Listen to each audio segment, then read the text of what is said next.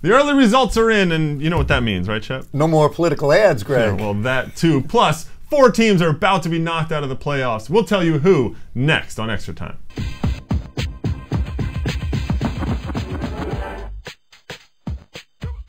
Hello everybody, Greg Lawless and Shep Messing here in the Extra Time Studios. A huge week ahead of us as the 4 conference semifinals move into the second leg. Shep, what about the first legs? I mean, 3 games had goals after the 85th minute.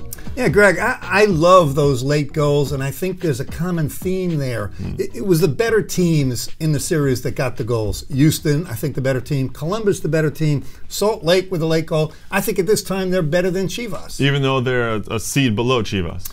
Yeah, I think that's a measure of the team's confidence and character when they can stay in a game after the 85th minute, need a goal, and get one. Well, let's jump right into the second leg. We'll go east to west. We're going to start with the Kansas City-Columbus game. It ended up 1-1 in the first leg. Steven Leonard, the rookie, with a stoppage time goal to even things for the Crew. Kansas City really needed a win in this one, didn't they? Greg, even more than a win, I think they needed a multiple goal game. I didn't think Kansas City can afford to squeak out a 1-0 win or the tie that they ended up with and be in good shape for the second leg. Well, it was a great goal by Davy Arnaud that Kansas City got, but it was really the only Kansas City attack that you can really remember and think of. Josh Wolf started on the bench. The flashpoint of the game, however, has to be Herculez Gomez's red card. I mean, how much did this hurt Kansas City? Well, first of all, he gets a red card for lack of intelligence on the play. No need to make that tackle at that point in the game, that position on the field. So he definitely hurt his team. But you really mentioned the problem for Kansas City, Greg. Aside from the one beautiful goal, and it was a beautiful goal, they didn't have any fluidity in their attack. They needed to do better. And on the other hand, of course, you have Columbus, the #1 seed, Supporters Shield. They were looking great. I mean, they showed their class, didn't they? There's no question. We've talked about this Columbus team and the depth in the roster, and you always love one player, and I agree with you, Alejandro Moreno. But some of the other guys didn't have great games, Eddie Gavin, Robbie Rogers, but they had the character, they had the depth. Ziggy goes to his bench, they get the all-important goal. Well, Guillermo Barros-Schelotto probably should have scored in the first half, but they eventually got the goal, as you said. The key to me for the next game is the player you just mentioned, Alejandro Moreno. His work rate wears down opposing defenses, and it makes it so even in the 90th minute you can end up getting the goal. What is the key for Kansas City, do you think? I think the key in all of these second games, but especially for the underdog, Kansas City, I think the key is getting the first goal. If Kansas City can find a way to get the first goal, all of a sudden Columbus at home, maybe that composure starts to wither a little bit. And if Columbus gets the first goal? Then it's 5-0. Prediction on this one? I think it's Columbus. They're too good, they're too consistent, too many weapons, and I like your man Moreno. I think they get it done. Well, I agree with you. I think their confidence is very high right now. They're going home and they should wrap this one up. The 2-3 series in the East wasn't the wildly entertaining match we all hoped. It was 0-0 between Chicago and New England. There were plenty of hard tackles. These are obviously 2 bitter rivals that have met each other before in the postseason, but I think, Shep, that you and I both agree both teams will actually be kind of happy with this result. Greg, I don't think there's any question. If you're New England, and we've talked about how decimated they've been by injuries all year long, you figure how can they compete? They did a great job. They really closed down a Chicago team. They took away their strengths. They got a good result where New England has to feel, okay, we survived to play another day. Well, no Twellman, no Ralston, obviously problems for New England that way. I think Chicago will also be happy with a 0-0 draw on the road, on the turf at Gillette. Even though there was no Twellman and Ralston, this is still a good New England team. They have plenty of veterans and experience. And Chicago, I think, can convince themselves that they did well to get that result. They now return home to Toyota Park. In Chicago in the playoffs, the Fire are 15-2-2 at home all time. Well, I'll give you the flip side of the coin. That's a great record in the playoffs, but they haven't played that well at home during the regular season. So if you're New England, I think you can have some confidence that if we get into this game, play rough, play physical, Lorenowitz, Shalry Joseph, shut down Blanco, and they have the surprise in Matt Reese. If we can get to penalty kicks, nobody's more confident than New England if they can get to PKs. Well, that's a good point. I think for Chicago, on the other hand, the key is the flank play. They need to get more of that. They had some good moments in New England when Justin Mapp was running up and down the right side. That opens up space for Cuauhtemoc Blanco to work in. If they can do that at Toyota Park, I think they should be able to get the result that they need. I think it's going to be a great game, and I'm really definitely leaning to Chicago, but they have to show it to me. They have the talent. They have, I think, the better starting 11 on the field. Until they get the win, I'm not convinced. You have a score prediction on this one? 0-0 penalty kicks. Oof. I think it's going to be a good one because don't underestimate John Bush in goal. Quick, agile on PKs as well. Well, okay. I'm going to go with Chicago. I think they're going to wrap this one up pretty quickly. Okay, let's go west, old man. We'll start with the 1-4 matchup, which is actually 1-5 in this case. Houston got an 85th minute goal from Kai Kamara to earn a draw with New York at Giant Stadium. It wasn't pretty, but the defending champions got a very satisfactory result. And Shep, I mean, it kind of struck a blow to your upset prediction, didn't it? Well, my upset prediction is looking very low probability yes. right now. But yes, the ability, Greg, for Houston, and we talked about the character of the better teams to score late goals. They're down a goal to New York. Angel gets a goal early in the second half. But that equalizer by Houston, that's just a class team. And so confident, and the depth that they have also to bring in a guy like Kamara. There's no question. Dominic Kinnear has the talent, knows his team. And remember, you know, here's where CONCACAF Champions League, all the other games that these guys have played, he brings in Stuart Holden, Kai Kamara, they produce the goal. That's one of the benefits of playing in the other competitions. That's true. Well, so Juan Pablo Angel did score the goal for New York. It was his 13th goal in the last 16 games that he's played with New York. But he's really the only attacking option right now for the Red Bulls. His fellow South American attacking midfielder Rojas was benched for the game. What do you think of Juan Carlos Osorio's decision to bench not only Rojas, but also Pietrovallo and Diego Jimenez?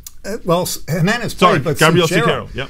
I love it. I'll tell you what, not too often do you see a coach with enough confidence. You know, often they bring in their international players and then feel they have to show ownership. You got to play them. Right. He didn't like the way they played in the final league game against Chicago, and he benched all three. I thought that was a bold move. Thought it was a great move. Having said that, it left him without some attacking options later in the game looking for a second goal. Well, last week you had mentioned how they need to go and get those goals, and so they didn't bring in Kanji at the end. They did bring in Pietrovallo. Do you like that decision by Osorio? Well, I think he was forced into that decision because Ubi Parapovic hurt his back, so Pietrovallo came in really for Ubi Parapovic. Okay. Rojas, from my understanding, had his head down, didn't want to know about the game because he had been benched, so he's not an option. And at that point, winning 1-0, Juan Carlos Osorio said, let me get out of town with a 1-0 victory rather than gamble and give up a goal. Didn't work out. Well, no one on Houston had their heads down. They showed their class and their confidence. They didn't panic. They played the full 90 minutes. And this is the depth that we're talking about. It shows all the power they have, all the weapons that they have. And when you can bring in a forceful player like Kamara versus bringing in a guy like Pietrovallo, you really see the difference between a 1 team and a 4 or 5 team. Yeah, I don't think there's any question. We've talked about it. It's what's on your roster between number 11, number 18. Houston matches up much better than New York. Well, New York now goes down to Houston, where the Dynamo were 10-1-4 at home this year. New York 1-8-6 on the road. However, in their only visit to Robertson Stadium, New York lost only 1-0. And without Juan Pablo Angel in the lineup. That's pretty big. So here's the flip side of the coin. If New York Red Bull fans want a glimmer of hope, if you're New York, you're going into this game saying, you know what, with everything we've been through, if we win the next 3 games, we're MLS Cup champs. Well, how do you see this prediction? Houston.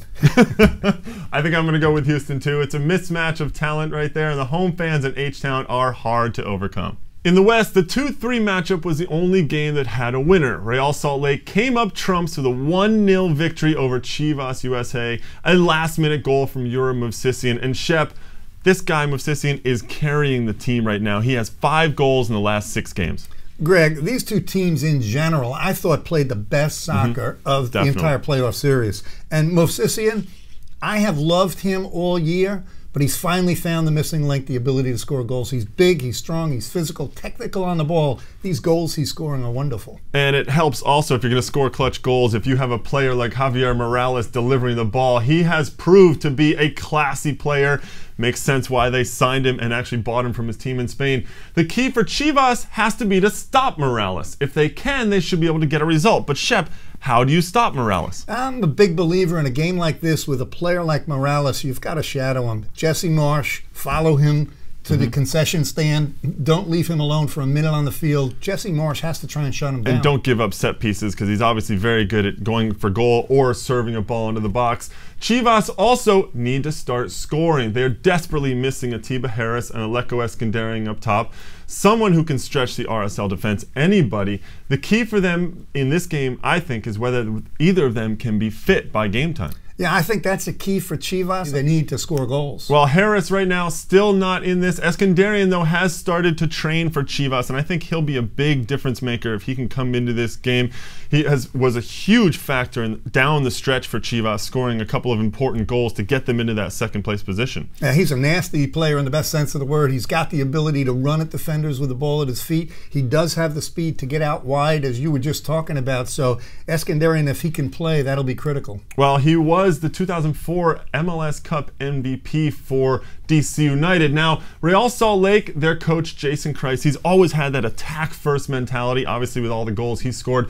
Do you think that they're going to sit back and maybe play for a 0-0 draw or something like that, or are they going to come out and go after this one? Yeah, they're going to go after it. And Jason Kreis said as much. He said, my team plays better when they play aggressively. So I think he's going to tell his team, it's 0-0. Let's get out there, win the game, go on to the next round. Are you going to go with Chivas or RSL prediction? I'm on the Salt Lake bandwagon. I think they're playing well. I think Chivas, I love the team, I really do, but I think they have a tough challenge. I do too, but I'm actually going to stick with my original prediction that Chivas is going to pull this one out. Well, let's take a quick dip into the email box, and Patrick, who forgot to tell us where he's from, wonders who are our top 3 for MVP. Shep, I'm going to let you go first.